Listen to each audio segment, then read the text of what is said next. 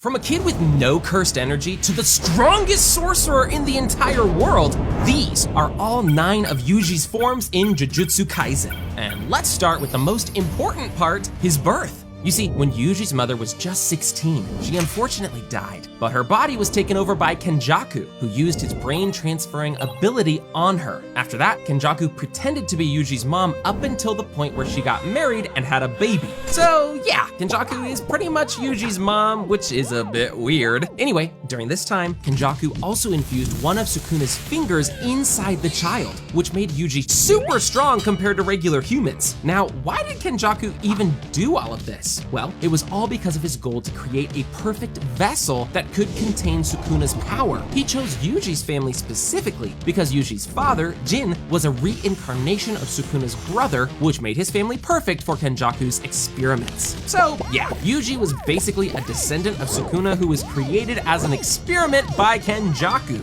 Considering all of this, just imagine what kind of potential this kid had. Anyway, as he was growing up, Yuji realized that he was much stronger and faster than regular humans. He was pretty much a prodigy that excelled at every sport he did. During this time, we mostly saw Yuji at his school wearing a yellow hoodie and blue pants. At school, he mostly hung out with a bunch of slackers in the occult club since he didn't really care about sports. Things were going great for Yuji up until the point when his grandfather died and one of his club members found another one of Sukuna's fingers.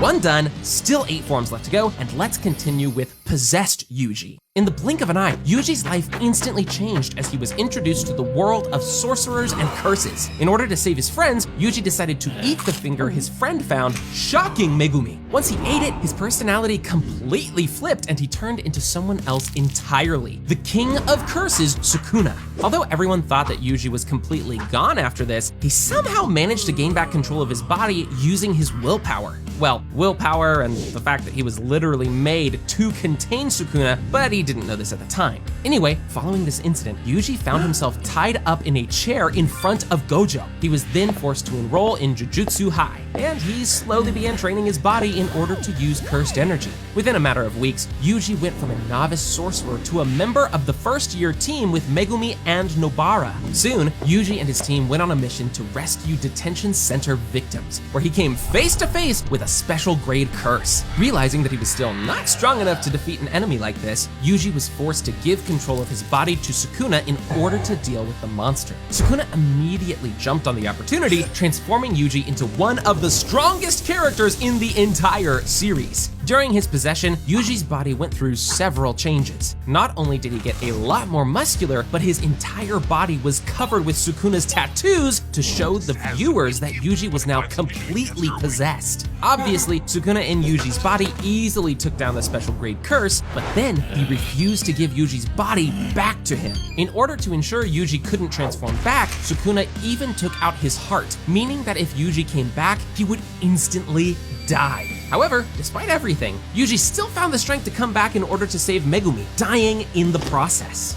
Yuji reborn. The next day, Yuji found himself completely healed with no real explanation for it. However, in reality, Sukuna used his powers to revive him so he could slowly work toward reincarnating himself. After this incident, Yuji was a lot more aware of his own limitations and knew that he had to get a lot stronger. This was when he started following Gojo's training regimen, which consisted of watching various movies to learn how to control his emotions. After that, Gojo decided to take things up a notch and took Yuji to witness a real battle between him and Jogo. This was when Yuji learned about domain expansions and realized just how weak he was compared to real special grade curses. Sometime later, Yuji was teamed up with Nanami, a veteran jujutsu sorcerer, so he could learn from him and improve. Despite being stronger than before, Yuji didn't get any major power-up during this arc and looked pretty much the same. Oh, one thing he realized during this arc was that he had an innate resistance to poisons, probably due to the fact that Sukuna lived inside his body. One major battle Yuji participated in after being reborn was against Mahito, and despite being much stronger now than at the beginning of the story, it was clear Yuji stood no chance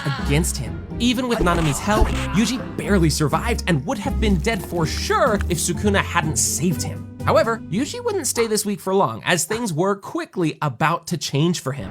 Black Flash Yuji. At this point, it was around 4 months since Yuji first joined Tokyo Jujutsu High, and although he was making great progress, he needed to get much stronger, much faster. This finally happened once Yuji crossed paths with Todo. Upon observation, Todo figured out what Yuji's problem actually was when it came to using cursed energy. It was the fact that Yuji's cursed energy output was lagging far behind his physical punches. Yuji chose to listen to his upperclassmen and began learning how to overcome his weakness. Soon, a curtain was spread over Tokyo High, and the cursed spirit's surprise attack began. Here, Yuji and Todo ended up facing Hanami, an insanely strong special grade curse. Yuji decided to use this fight as a learning opportunity and try out the things Todo told him about. Although he wasn't able to land Black Flash right away, after some advice from Todo, he actually managed to do it. Eventually, Yuji took things up a notch by actually managing to land 4 successive Black Flashes in a row, a feat that impressed Todo beyond belief. This was probably the strongest power-up Yuji got up to this point in the story, as being able to land Black Flash instantly put him among the top-tier sorcerers.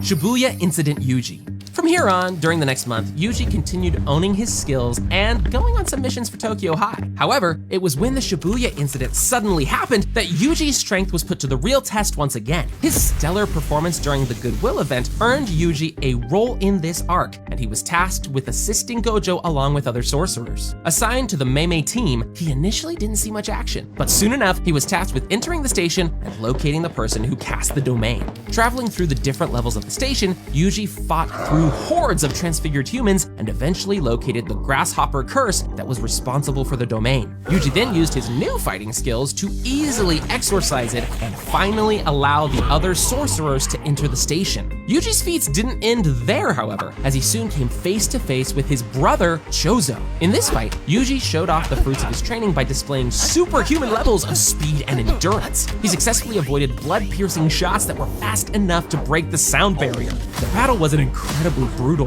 but Yuji managed to scrape out a victory in the end, proving just how far he had come. The moment when Yuji truly peaked in this arc was when he was transformed into Sukuna, thanks to Jogo feeding him a dozen fingers. In this form, Yuji completely lost control of his body, and Sukuna emerged way stronger than before. Even a cursed spirit as powerful as Jogo stood no chance against Sukuna, as he mercilessly toyed with the spirit during the entire battle. Even when Megumi summoned Mahoraga, Yuji's body was able to tank some truly devastating hits that would have easily killed any other sorcerer. After this whole ordeal, Yuji eventually regained control of his body and found himself facing Mahito. Although Yuji wanted to get revenge on Mahito for everything he had done, unfortunately, he still wasn't strong enough. It was only when he teamed up with Todo again that the duo finally started making some progress, as Yuji was able to land multiple successive Black Flashes on the curse. This was Yuji's toughest fight by far, and all 3 of them surpassed their potential and fought at 120% of their maximum power. Just as it looked like the pair was about to win, they were overwhelmed yet again when Mohito evolved into his ultimate form. However, despite everything, Yuji fought head-on against this powerful being and stood his ground surprisingly well. At this point, it was clear that Yuji was stronger than pretty much all of his fellow classmates, as he was tackling Mahito's final form all by himself. Using all of the cursed energy stored inside his body, Yuji's final Black Flash was strong enough to completely annihilate the villain and finally grant him a victory. By the end of it all, even Kenjaku complimented Yuji on his strength and durability. There are only 4 more forms left to cover, and I can't wait to show you guys the last one. But before that, let's continue with Calling Games Yuji. After Gojo was sealed following the Shibuya incident, there was now no one protecting Yuji from the Jujutsu higher-ups. So, despite everything he had done to help sorcerers, Yuta was eventually sent to assassinate him. And by the way, just the fact that they had to ask the second most powerful sorcerer on the planet for help to eradicate Yuji showed how powerful the higher-ups thought he was. Yuji proved that assumption true as well when he successfully managed to avoid getting captured for quite some time. Inevitably though, Yuta summoned Rika in order to catch Yuji off guard and hold him in place. Later, it was even revealed that Yuji held back during this fight because of what happened in Shibuya when Sukuna took control of his body. Now, I'm not saying Yuji would win this fight if he didn't hold back, but it would probably have been a bit more competitive. Anyway, after accepting Megumi's request to enter the Calling Games in order to rescue his sister, Yuji and the crew headed out to Tokyo to face off against a bunch of unique sorcerers. Yuji showed off some great skills during this arc, fighting against people with various different abilities and showing quick thinking as he engaged each one. However, he truly met his match when he came face to face with Hiromi. You see, due to his weird curse technique, Hiromi wasn't a guy Yuji could defeat with raw power, and instead, he basically had to talk his way out of it. This kind of worked, and Yuji even managed to recruit the powerful sorcerer to his cause. But Hiromi wasn't Yuji's real test in this arc, as Sukuna soon took control of Megumi's body and started fighting everyone. Finally up against Sukuna himself, Yuji went all out with Maki and Hana's help, but he was still nowhere near strong enough to actually stand his ground against the King of Curses. Although, that was about to change really soon. Secret training Yuji. While trying to find a way to unseal Gojo from the prison realm, Yuji trained with Kusakabe in secret in order to learn how to effectively use reverse curse technique and simple domain. He also received a substantial power-up boost due to the fact that he consumed the cursed womb death paintings that were in the possession of Jujutsu High. With this massive strength boost, Yuji prepared himself for one of the toughest fights of his life.